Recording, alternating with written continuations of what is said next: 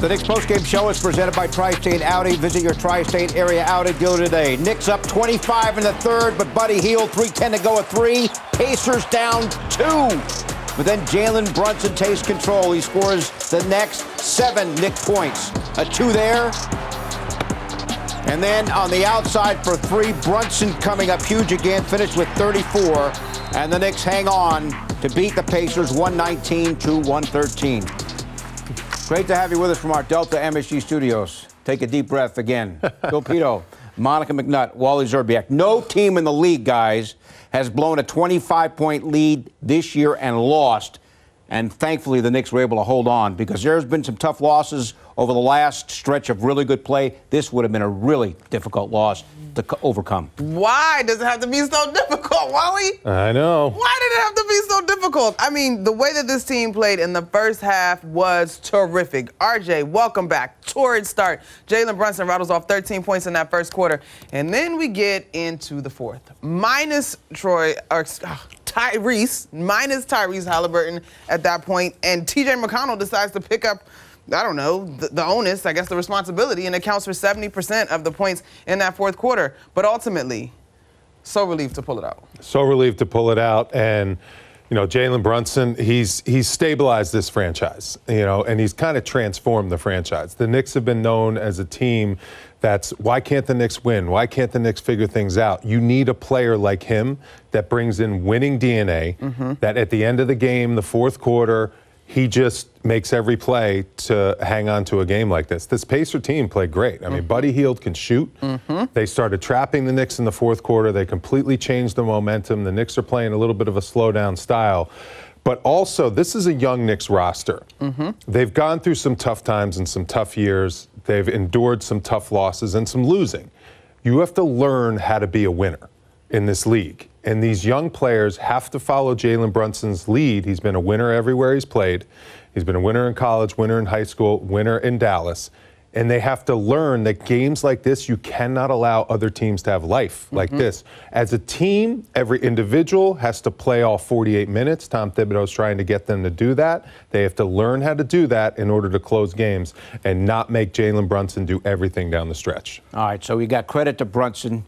You got to give credit to Quentin Grimes. He sat in the first 10 minutes of the fourth quarter and came up with huge points, 5 huge points in the final seconds. But also the return, Wally, of R.J. Barrett. He played 41 minutes, missed the last 6 games with a bad finger. We talked in the pregame, he's got a splint on that right index finger. It's his offhand.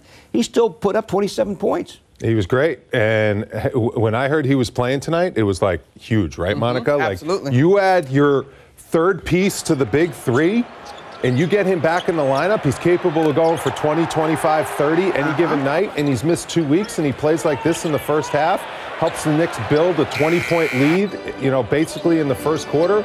Monica, it was outstanding the way he does it. I don't know how he does it, because when I missed 2 weeks, I was terrible the first game back. I couldn't make a shot, and he was great. No, I totally get it. And Rebecca had been reporting that because it was a finger injury, he was able to keep up with his conditioning, and that paid off big time tonight. But I really loved that first half play from him because he didn't press. He moved to open spots. He cut off the ball. I remember that play. That was a great pass by Julius Randle. And he was just cool, calm, and collected, Pito. All right, so Barrett goes for 27. Your game summary with the Knicks prevailing 119 to 113. You see the free throws key for the Knicks. 28 of 33. Indiana only makes 15 from the line. You see the rest of the numbers. We talked about fast break points. Huge edge for the Pacers, but the Knicks were still able to prevail. We're now joined by R.J. Barrett. R.J., welcome back to the lineup. Congrats on the win. Tell everybody how you guys got that big lead, how it almost slipped away, and how you guys were able to hold on.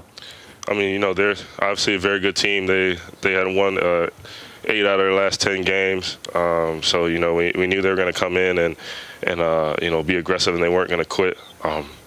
Yeah, they played a full second half, man. They really fought their way back. But I mean, Jalen and just, you know, Quentin and some of the guys, we came up with some clutch plays there at the end and secured the dub. 41 minutes for you in your return, 27 points. You got off to a hot start. How do you feel? Man, it feels great to be back. You know, just back out there with the guys. I've been missing it. I'm happy that I'm able to be back out there on the court again. RJ, it seems like all that running up and down the court, wind sprints has really paid off. How are you so ready to go after being out for 2 weeks? You know, I credit the staff, man. I was running every day. I was running every day, just, you know, getting prepared to come back and to play these minutes and, you know, just be big time for this team. Okay, RJ, hey, great to see you. Welcome back to the lineup. Congrats on the win. We'll see you Friday night when you guys are at Washington. Thank you. All right, so RJ Barrett goes for 27 points. Man down the stretch, as has been the case here night after night. Jalen Brunson. We talked about off the top. Indiana within 2. Brunson scores the Knicks' next 7 points. Yeah, and again, the moment was big. The lights were bright, and so Jalen Brunson answers the call. I mean, his poise after the trap started causing some havoc for this Knicks squad was just, I don't know, timely. It was the thing that the Knicks needed the most in that fourth to settle down. He's another one. You don't see him pressed. I thought there was like a 2-minute stretch maybe in the fourth where he did seem a little bit sped up, but he, being the caliber of player that he is, Wally, he settled down, and the entire team was able to settle down as well. Yeah, he settles everyone down. You know, this team is a good defensive team, although in the second half they let Buddy Hield get away a little bit, but I mean, it's just unbelievable how easy he makes the game look. I mean, this is when defenses are locked in on him, too. T.J. McConnell's known for his defense. He's a big guard. He's a pesky guard. He was pressuring Jalen Brunson up and down the court the whole entire time. But, you know, the way he makes the game look simple, the way the game slows down to him, I mean, that clutch gene, we talk about it all the time. Some people have it, some people don't. He definitely has it. You can see it on a nightly basis. There's no moment that's too big for him, and he just seems to be delivering every night. I know there's a lot of games left. All right, this is only game 42, but this win ties the Knicks with the Pacers for the 6th spot in the East.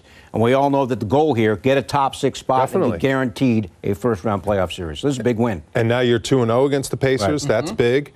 There's a lot that could happen, obviously. You know, there's a lot of season left, and, you know, whether or not the Pacers and Knicks are going to be tied at the end of the year, I doubt it. But it's a possibility, so you got to take care of head-to-head matchups. Yeah.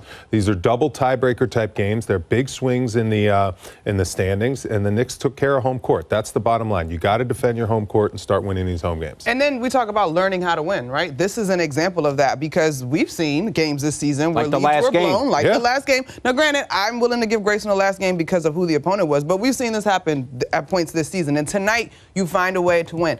Behind Jalen Brunson, yes, but everybody else settles down. There's not a bigger three-point shot than the one that Quentin Grimes hit, being ready off of the bench. Like, that's tough to do. And so these are increments of growth that you take into the next battle. When things get tight in the fourth quarter, you know how to respond. There's confidence there to pull from. Of note, guys, 2 of the Knicks' final 3 games this season against the Pacers, including the season finale, April the 9th. Yep. So something to watch. Knicks, as Wally just mentioned, are 2-0 against the Pacers this year.